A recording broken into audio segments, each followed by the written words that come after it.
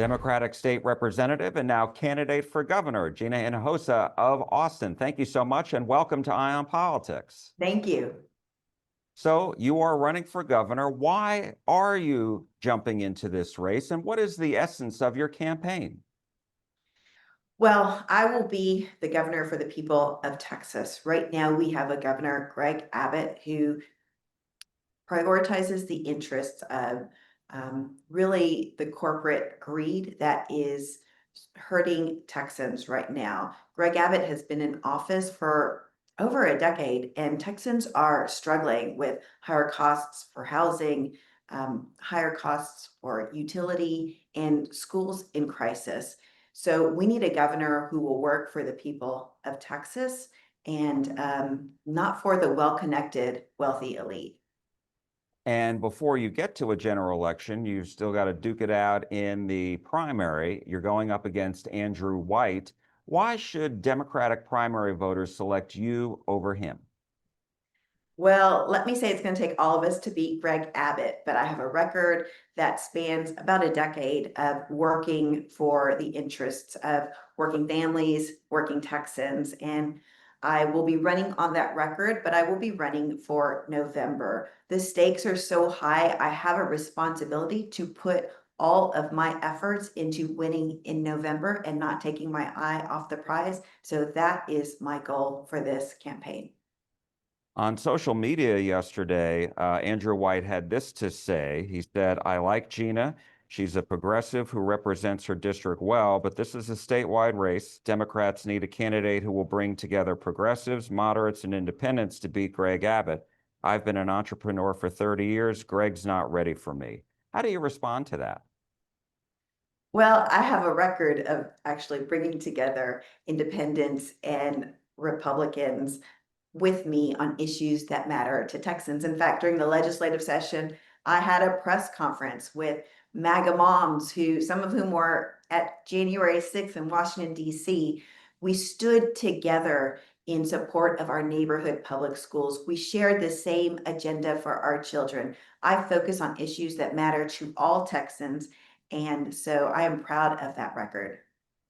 And you talked a little bit before about Governor Abbott. His campaign issued a statement yesterday, and I want to give you a chance to respond. He said, Gina has proven that she is out of step with Texas. She sides with the defund the police movement, supports men competing in women's sports, backs harmful child modification procedures, embraces reckless open border policies, and opposes critical bail reform that keeps dangerous criminals behind bars. What do you say to that? So that is such a tired attack on Democrats and on me in particular. Let me tell you what Greg Abbott does. He punches down at those the least power. He distracts you with social issues with one hand while he takes your money with the other to give to his wealthy donor friends. And that is something that Texans are starting to see through. This is a governor who has a record of corruption like we've never seen in Texas before. Voters are starting to understand that. All I hear in this state is Texans want change, and I am the candidate for governor for change. And so, what are your top priorities if elected? So obviously, neighborhood public schools have been a priority for me and will continue to be a priority to me. It's really pretty simple. We have to prioritize teacher pay. Our teachers right now are making $10,000 below the national average, when we all know the best thing we can do for our kids in the classroom is put a great teacher in that classroom. So that needs to be a priority. We need to scrap the vendor contracts that have gone out of control in this state under Greg Abbott and instead prioritize teachers and the classroom.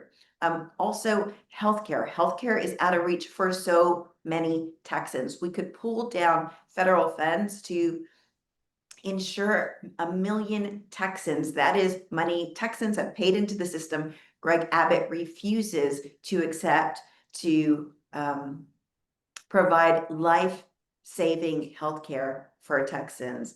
And when you look at, for instance, housing costs are out of control. Texans need real solutions for the housing crisis in Texas. We're one of the worst in the country when it comes to affordable housing. That needs to be a priority of the governor. That will be my priority. So let's go back. I want to ask you some more about education. Obviously, you've been an advocate, as you said, for public schools, and you were also one of the more vocal critics of the school choice program, the taxpayer funded education savings accounts that is now law. And so, I'm wondering, how are you going to try to fight back against that law and rescind it if you were elected? Well, let me say we have already seen that the voucher bill is a scam and how they intend to use it. Just reported was that the state has given an out-of-state contractor, Odyssey, a $50 million contract. Not only is the education being outsourced under this voucher scam, now with the selection of Odyssey, the outsourcing is being outsourced because it's just another grift. It is a way to pad the pockets of the well-connected. And so we need first maximum transparency. We need to rein in the spending of taxpayer dollars. That's $50 million that are being spent on a vendor before any child sits in a desk in a classroom. It is a waste. And yes, we need to focus on our neighborhood schools, pull back any kind of privatization that is taking money out of Texas neighborhood schools and away from taxpayers. And that will be a priority of mine. There was $8.5 billion of new money added for public schools this past session. Teachers did get a raise. Are you saying you want to increase that even more in the upcoming sessions? Yes. So we went a long time without increasing public education in Texas. If you will remember, Greg Abbott held hostage funding for our neighborhood public schools to pass his voucher scam in 2023. And that was after record inflation. So the money that has been appropriated to our neighborhood public schools is not nearly enough to even keep up with inflation. And we have the money. We pay a lot in property taxes. That money just is not being prioritized for our needs. Again, it's going to useless, wasteless vendor contracts and not to our paying our teachers and the classroom. You spoke about Medicaid expansion. I believe you want to expand healthcare, so you would like to see Medicaid expanded in the state of Texas. Is that right? Absolutely. That's a no-brainer. And so, how do you do that when, all likelihood, if you become governor, you're still going to have Republicans in the majority in the House and the Senate? So, how do you convince them to change the law? Well, a couple of things. One is you use the power of the bully pulpit that the governor has to talk to Texans about the benefits of this policy priority. And second, a Democratic governor, me, would have leverage in negotiations and have a seat at the bargaining table with the other branches of government so that we can find common ground on an agenda that benefits Texans. It would be new leverage that we've never had in recent history. And so Texans are going to go to the polls on November 4th, the constitutional amendments, and they are being asked to approve property tax reductions, expanding the homestead exemption. And I'm wondering, are you satisfied with property tax relief, or do you believe there could be more? Well, one of my policy priorities is cashback for renters, actually, because renters pay property taxes too, but don't get the benefit of any of these property taxes. We've tried to do that in the legislature, but that is a campaign issue I'm running on. Look, property taxes are too high. That is because, again, vendor contracts and misplaced priorities are taking our taxpayer dollars and using them for things that don't benefit us. I have proposed legislation, I have filed legislation for zero-based budgeting when it comes to education dollars, for instance. Let's wipe clean these vendor contracts and prioritize what Texans need. I think we'll find that we have extra money that could be going to priorities that will help Texans. And you talked about cash back. So are you talking about the state actually giving refund checks to renters? And I remember asking the lieutenant governor about that a while ago, and he said that there's nothing that enables the state to actually do that. So would the legislature have to pass a law to create that ability? Yes, and there are different ways to go about that, but yes, it would have to be a law passed by the legislature. And I also wanted to ask you about border security. The state is still spending billions of dollars. Is that something you think should continue? And the other issue is the state is waiting to see if it gets this $11 billion back from the federal government. And how would you like to see that money spent if the state does receive it?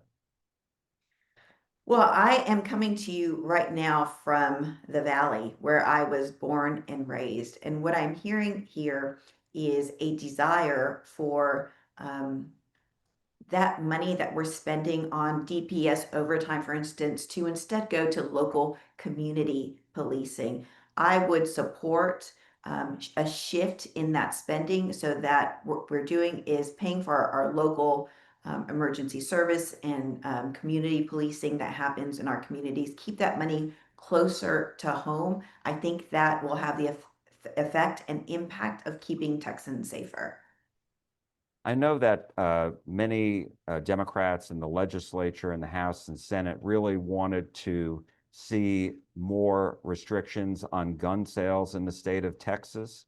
And I'm wondering, is this a part of your campaign? And again, how would you go about trying to change the state law if, you've got Republicans who have objected to that, have them go along with this?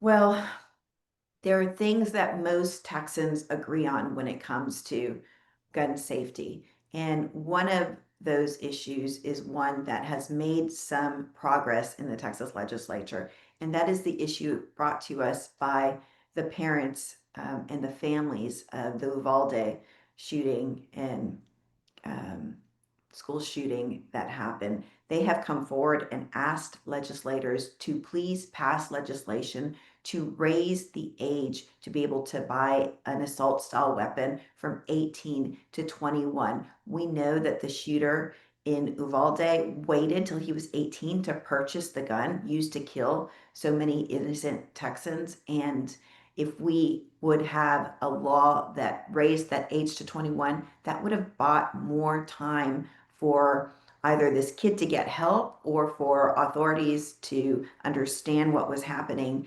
and save lives. We owe it to these families and we owe it to Texans to be able to do something so simple that has broad-based support in this state. That would be a priority of mine.